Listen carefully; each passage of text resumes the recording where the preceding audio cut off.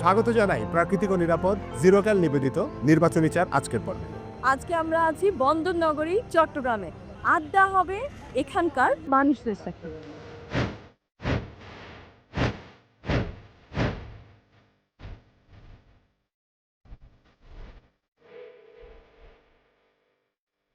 আজকে আমরা সারাদিন ব্যাপী আছি চট্টগ্রামে এবং চট্টগ্রামের মানুষদের সাথে কথা হচ্ছে।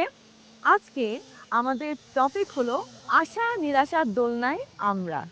নির্বাচনে আশা নিরাশা এটাই আমাদেরকে ভাবায় দোলায়, সেটা নিয়ে আলোচনা আমরা কথা বলছি। আমাদের একদম নতুন প্রজন্ম তাদের সাথেই প্রত্যেকবার নির্বাচনের সময় আমরা বলি এবং ভাবি যে এবার কিছু একটা হবে, এবারই বদলাবে, কিন্তু কিচ্ছু হয় না। কেন? কারণ আপনি দেখবেন যে নির্বাচনের সময় সেই দলগুলো আমাদেরকে যে পরিমাণ আশা প্রত্যাশা দেখায়, পরবর্তীতে গিয়ে কিন্তু সেখান থেকে আমরা ডাউন হয়ে যাই। আমরা প্রতিবারই দেখি যে আমাদের যে রাজনৈতিক দলগুলো রয়েছে ওনারা কিন্তু নির্বাচনের আগে অনেক ইশতেহারে কিন্তু অনেক প্রত্যাশার ফুলঝুরি দেখা যায়, কিন্তু সেই ক্ষেত্রে নির্বাচিত হওয়ার পরে আসলে ওই প্রত্যাশা অনুযায়ী কিন্তু আমরা কিছু পাই না।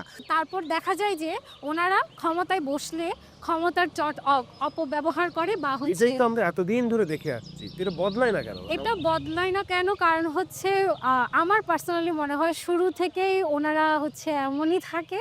পরবর্তী মানে গোড়াতে হ্যাঁ, গোড়াতেই প্রবলেম। সেই জায়গায় হচ্ছে আমাদের ভোটার হিসেবে আমাদের কিছু জায়গায় ইয়ে আছে। আমাদের মনে হয় যে দলের প্রতীক না দেখে আমাদের প্রার্থী থেকে ভোট দেওয়া উচিত। সে প্রার্থী যে দলেরই হোক না কেন, তিনি যদি যোগ্য মনে হয়, তিনি যদি নিষ্ঠাবান হন, তিনি যদি তার কমিটমেন্ট রাখতে পারেন, আমার মনে হয় যে সেখানে প্রতীকের চেয়ে প্রার্থীকে বেশি গুরুত্ব দেওয়া উচিত বলে মনে করছি। সুতরাং আমাদেরকেও সেভাবে খুঁজে বের করতে হবে। আমার মনে হয় যে রিয়ান আসলে যে কথাটা বলেছেন যে প্রতীককে নয়, প্রতিনিধিকে আমাদের গুরুত্ব দেওয়া উচিত। প্রতিনিধি আমাদের আশা-আকাঙ্ক্ষা পূরণ করবে এবং সেন্ট্রাল জায়গা থেকে সেন্ট্রাল দলগুলোর আসলে সেটা চিন্তা করা উচিত। মূলত জবাবদিহিতার জায়গায় আমরা স্বচ্ছ না।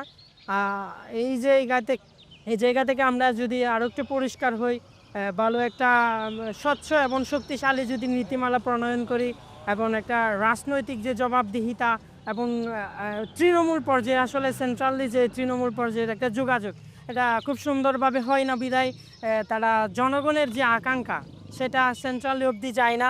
আমার মনে হয় আমাদের নিজেদেরকে পার্সোনালি ডেভেলপ, মানে আমাদের যে পার্সোনালিটি ওটাকে প্রথমে আমাদের ডেভেলপ করতে হবে।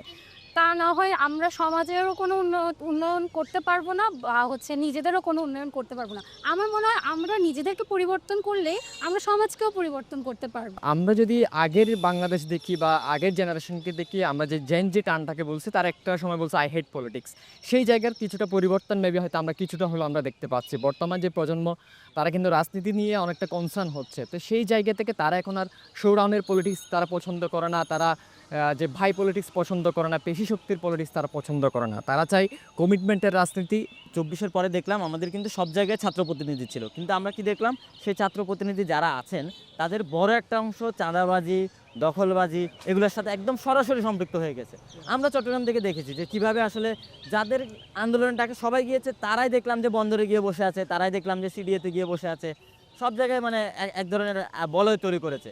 সবচেয়ে বড় কথা হচ্ছে যে এই জুলাই অভ্যুত্থানের পরে আমরা যেটা প্রত্যাশা করেছি যে আমরা স্বাধীন চর্চা করতে পারবো, গণমাধ্যমে স্বাধীনতা ফিরবে, মানুষের স্বাধীনতা ফিরবে, মানুষ মুক্ত চর্চা করতে পারবে, সেটি কিন্তু আসলে প্রপারলি হচ্ছে না।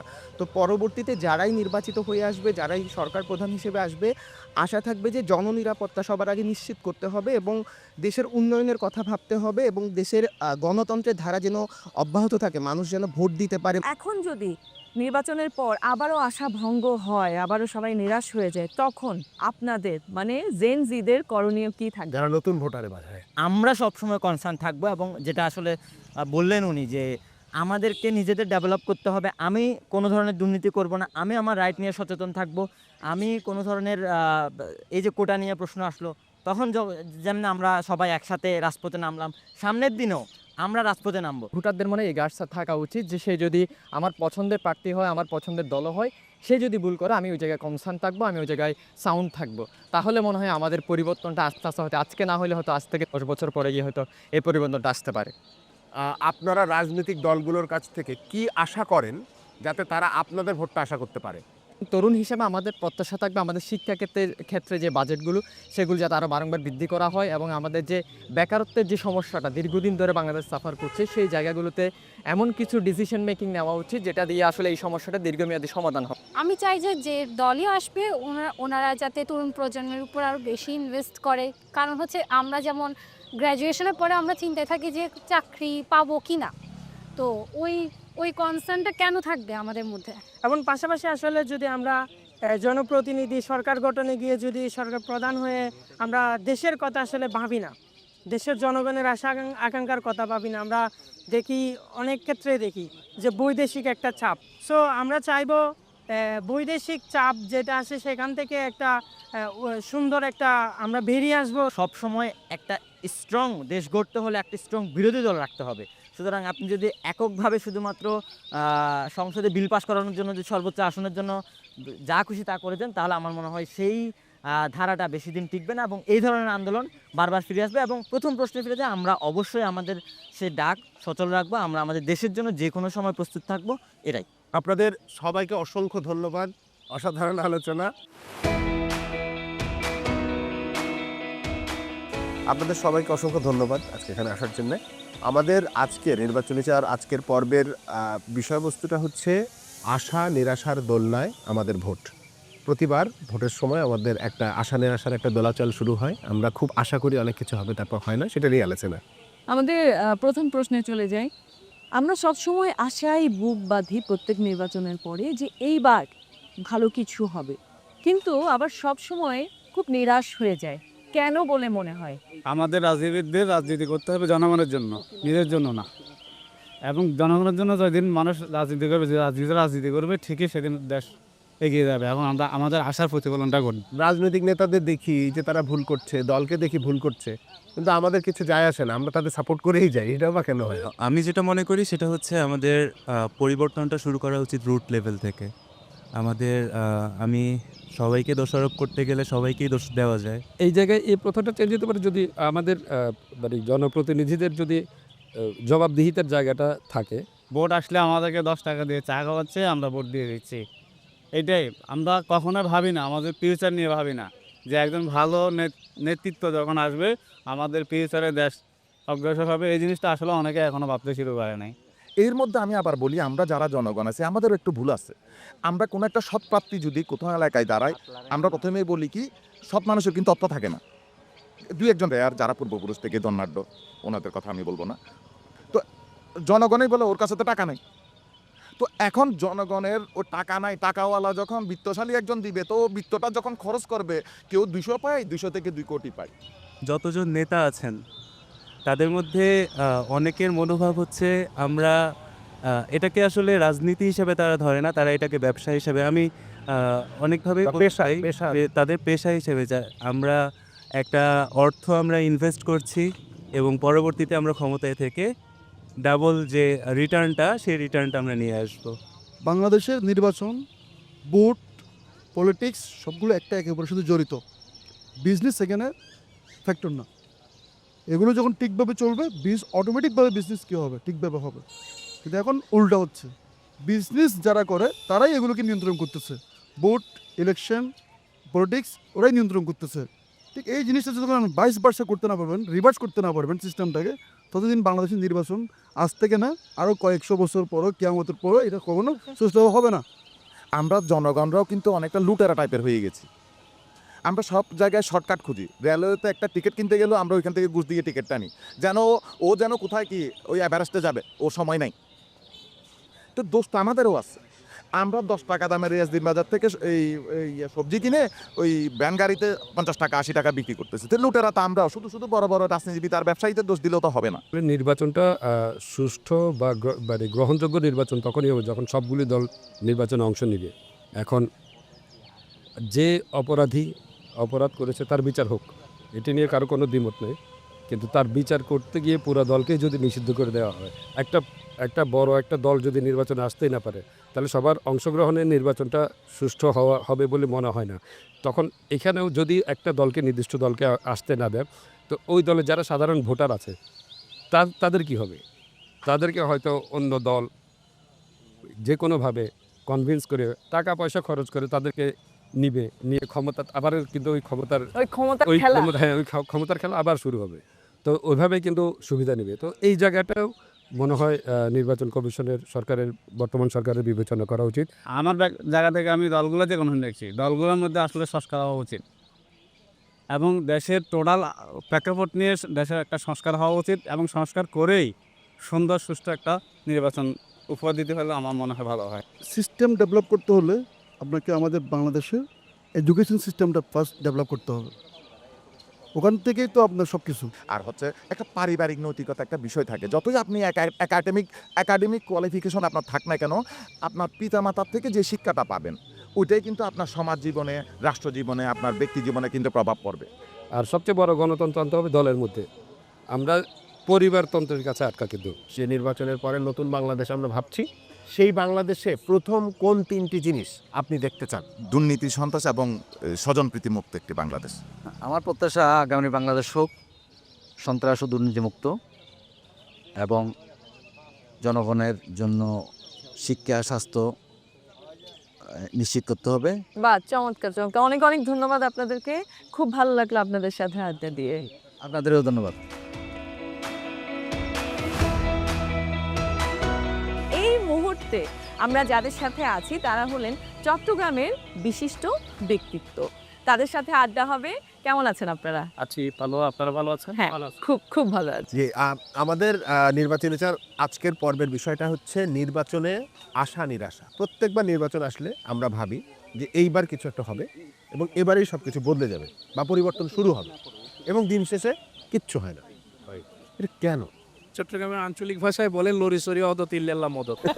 মানে আমরা ওই ঘুরে ফিরে আবার একই গর্তে পড়ি আর কি। তো নির্বাচনটা তো আমাদের জন্য অনেক বেশি একটা আশার বিষয়, আশা জাগানো বিষয়। সবাই জিজ্ঞেস করে নির্বাচন হবে, এখনও প্রশ্ন করতেছে, এখনও একটা শঙ্কা। এটা আসলে আমাদের দৃষ্টিভঙ্গির পরিবর্তন করতে হবে। দৃষ্টিভঙ্গি যতদিন আমাদের পরিবর্তন হবে না, তাহলে এইগুলি বারবার নির্বাচন হলেও আমাদের কোনো উন্নতি হবে বলে আমরা মনে করি না। আমার কাছে যেটা মনে হচ্ছে যে পরিবর্তিত পরিস্থিতিতে এবারের নির্বাচনটা একটা বিশেষ দিক আছে, সেখানে যেমন হান আর ভোট হবে। তো আমরা এরকম আওয়াজ তুলতে পারি কি না যে জোটেরও ইলেকশন হোক, যে কারা হাঁ জোটে থাকবে কারা না জোটে থাকবে। ইলেকশানে দুটো জোট এবার ইলেকশন করুক, তাদের যদি ওই সৎসাহস থাকে, যারা ভোট পাবে তাদের ভোট অনুযায়ী তার প্রার্থীরা অতগুলো সিট পাবে, সেটা উচ্চকক্ষে হোক নিম্নকক্ষে হোক, সেই বিবেচনাটা তখন আসবে।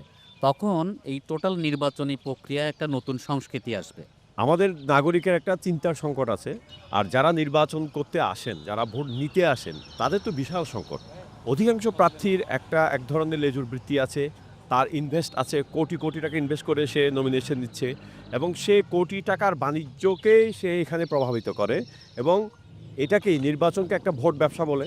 তাহলে নির্বাচনের সময় সে ইনভেস্ট করতেছে, সাধারণ মানুষকে বোকা বানিয়ে সে বেরিয়ে যাচ্ছে। তখন আমাদের যে সংকট, আমাদের যে চিন্তা, সেই সংকটটা, সে চিন্তার যে আমাদের দৈন্যতা, সেটা থেকে যাচ্ছে। ফলে আমাদের বের হয়ে আসতে হবে প্রার্থীকেও এবং ভোটারকেও। আমরা চাই না যে আগের মতো আবার গড়তে পড়তে, আমরা একটু উঠে দাঁড়াতে চাই, আমরা সংস্কার চাই। আমরা আমাদের সংকটটা কোথায়? আমরা যে উঠতে চাচ্ছি প্রত্যেকবার এবং পড়ে যাচ্ছি। আমরা সিন্ডিকেটের বাইরে যেতে পারতেছি না। যেখানে যান সিন্ডিকেট, ভোট কিনা বেচা, একটা মিছিল করতেও দেখা যায় কিছু লোক মাথা গুনে আনা হয় টাকা দিয়ে। এইগুলোর থেকে, এই সংস্কৃতি থেকে আমরা বের হতে পারছি না এত জীবন দেওয়ার পর। 5ই আগস্টের যে অভ্যুত্থান বলি আমরা, সেই অভ্যুত্থানের যে প্রেক্ষাপট ছিল, সেই প্রেক্ষাপটের যে মোটিভটা ছিল, মানুষের যে মানসিকতা ছিল গত 1-1.5 বছরে, সেই মানসিকতা কি এখনও আছে আমাদের তরুণদের মধ্যে কি সেটা আছে? আমাদের মানুষের, যারা জনগণ বলি আমরা, যারা ভোট দিবে, তাদের কি আছে? এবং যারা কি এখনও আবার ভোট বাণিজ্যে নামছেন, তাদের কি সেই মানসিকতা আছে? তারা কি সেই ভয় পাচ্ছে? এখন যে রাজনৈতিক অঙ্গীকারগুলো ডিসক্লোজ করা দরকার, যে আপনি ক্ষমতায় গেলে কি কি কাজ আপনি করবেন, এটা একটা ম্যানিফেস্টো থাকা দরকার এবং জনগণের কাছে এটা পরিষ্কার করা দরকার। এবং আমরা 5 বছর উনি যা দিয়েছেন, আমি একটা এই আসনে এই সমস্যা, আমি 5 বছর পরে আপনি ওটা করেছেন কিনা, ওইটা ভোটারদেরকে অঙ্গীকার দিতে হবে নির্বাচনের আগে, এবং এটা 5 বছরের মধ্যে ওনাকে করতে হবে। এই যে আলোচনাটা উঠেছে, এটা আরও গুণগত মানের হবে যদি ওই প্রার্থী তার নির্বাচনী এলাকার যে ম্যানিফেস্টোর কথা আলী ভাই বলছেন, সেই ম্যানিফেস্টোটার 5টা বছর অনুযায়ী ভাগ করেন, যে আমি প্রথম বছরে এই কাজের অঙ্গীকার করছি, দ্বিতীয় বছরে তৃতীয় বছর, এবং মধ্যবর্তী সময়ে তার ওই সংসদীয় আসনের নাগরিকদের সাথে সে বৈঠক করতে পারে যে আমি এদ্দূর পেরেছি, এদ্দূর পারিনি, এটা এই কারণে পারিনি, এটা আগামী এতদিনের মধ্যে করব, তাহলে আরও জবাবদিহিমূলক হবে। আমি মনে করি আমরা দল চিন্তা করব না, আমরা সব সময় ক্যান্ডিডেট ভালো কিনা সৎ কিনা এই বিষয়টা আমরা আমাদের মাথায় আনতে হবে। শুধু দল বিবেচনায় যদি আমরা কাজ করি, আমার মনে হয় আমাদের এই জাতির ভাগ্য পরিবর্তন হবে বলে আমি মনে করি। যারা অঙ্গীকার ভঙ্গ করেন তাদের বিরুদ্ধে জনগণ কোনো লিগ্যাল স্টেপ নিতে পারে না। আমার মনে হয় আইন সংশোধন করে এটা জনগণের এমন একটা অধিকার থাকা দরকার যে যদি উনি ওনার অঙ্গীকার ভঙ্গ করেন তার বিরুদ্ধে আমরা প্রতারণা এবং বিশ্বাসভঙ্গের অভিযোগে যেন আইন প্রয়োগ করতে পারি। তার অতীত ভূমিকা মূল্যায়ন করে আমরা সামনে নির্বাচনে তাকে আমরা ভোট দিব, এটা আমাদের বিবেচনায় নিতে হবে, তাহলে আমরা এগিয়ে যেতে পারবো বলে আমি মনে করি। প্রার্থীদের যেমন দায়িত্ব আছে, সে তার নির্বাচনী অঙ্গীকার করছে, আমরা যারা ভোটারদেরও একটা দায়িত্ব আছে। আমি একটা উদাহরণ দিয়ে বলি, ধরেন আনোয়ারা আসন, এখানে মনিরুজ্জামান ইসলামাবাদী একটা বিশ্ববিদ্যালয় প্রতিষ্ঠা করতে চেয়েছেন, হয়নি, জায়গা একোয়ার হয়েছে। পরবর্তীতে পণ্ডিত বিহার বিশ্ববিদ্যালয় হওয়ার উদ্যোগ নেওয়া হয়েছে, অনুমোদন হয়েছে, আপনার জায়গা একোয়ার হয়েছে, হয়নি। কিন্তু স্থানীয় জনগণ কি করছে? তারা তো ভোটার, যে তারা এবার বলুক যে আমার এইখানে দুটো বিশ্ববিদ্যালয় না, যে করবে অঙ্গীকার করবে তাকে আমি ভোট দেব। তাহলে হচ্ছে ভোটারদের যে ভয়েস, সেটা রিফ্লেকশন করবার জন্যে তার নির্বাচনের আগেই দায় দায়িত্ব হবে। একইভাবে ছোট ছোট ওয়ার্ড ভিত্তিক ভোটাররা যদি তাদের ওয়ার্ডের প্রবলেমগুলোকে বেস করে একটা ম্যানিফেস্টো তুলে ধরে, সেটা সব ম্যানিফেস্টোগুলো নিয়ে তিনি তার ম্যানিফেস্টো তৈরি করবে, তাহলে একটা নতুন সংস্কৃতি তৈরি হবে।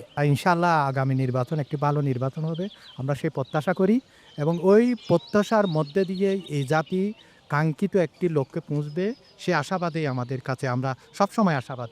অসাধারণ আলোচনা, আপনাদের সবাইকে অসংখ্য ধন্যবাদ। এবং আমরা যে আলোচনা আজকে থেকে যা বুঝছি সেটা হচ্ছে যে আমাদের আসলে এই জনগণের আশা নিরাশা বাস্তবায়ন করতে হবে। দিন শেষে আমরা সেই জায়গাটাতে পৌঁছাচ্ছি, চেতনা একটা তৈরি হয়েছে, সেই চেতনাই আমাদেরকে এগিয়ে নিয়ে যাবে। এবং আমরা ধন্যবাদ, অসংখ্য ধন্যবাদ আপনাকে। অনেক